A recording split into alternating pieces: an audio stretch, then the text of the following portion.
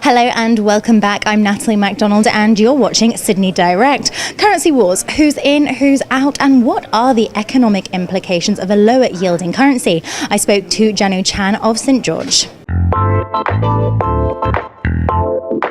Janu, thank you so much for taking the time to chat with us. Always a pleasure to catch up with you. Thanks very much, Natalie, for inviting me again. No worries. Okay, so currency wars. Before we delve into who is and who isn't engaging in them, let's first talk about the actual economic impact. Obviously, central banks implement looser monetary policy in order to gain that competitive edge, really, internationally speaking. But what are perhaps some of the drawbacks of driving those currency yields down? Well, a lower currency is helpful for an individual country, but you can't have all currencies weaken at the same time. One has to strengthen and others have to weaken. But I guess there are drawbacks to having lower interest rates broadly across the world, and that is we have asset prices going up, but demand still very weak across the world, and that's probably a reflection of what's happened in the GFC. We're still feeling the fallout from there, and just demand has been weak overall across the world economy, so monetary policy has been loose. So the Aussie dollar, naturally we've seen a lot of weakness from this currency over the last year or so. Is this sort of an example of currency wars, or is it simply, as the RBA sort of seems to be trying to suggest, simply a consequence of weaker monetary policy?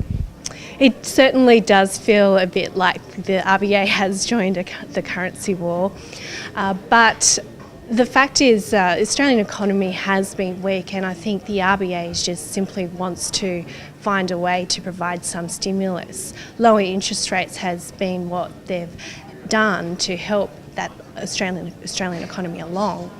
If it comes from a weaker Australian dollar, that's all the better, because it does help rebalance the economy. And the RBA has said in the past that it does want that Australian dollar to weaken to help support growth. In terms of possibly a new player to the table, then what about the Chinese yuan? Obviously, from the PBOC, we've seen a lot of easing bias from them, really, and there is the expectation that that's going to continue. Could this sort of be entering into the battle almost? Well, the yuan currency doesn't work in the same way as other currencies, but the PBOC has really turned on the monetary stimulus taps as well.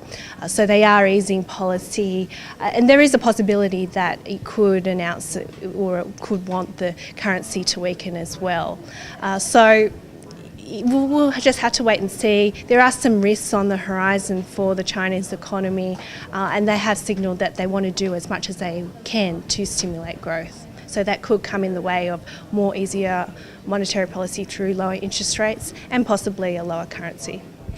You mentioned there in your first answer, some currencies must be stronger, some must be weaker. Does all of this really ultimately benefit the US dollar if we kind of look at some of those relationships and that balance?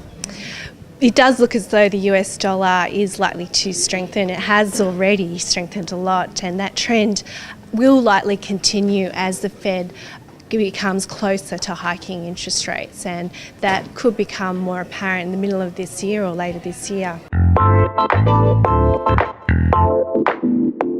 That's all we've got time for right now. However, do stay tuned. I'll be back with plenty more exclusive interviews for you right here from Sydney, Australia. For now though, it's goodbye.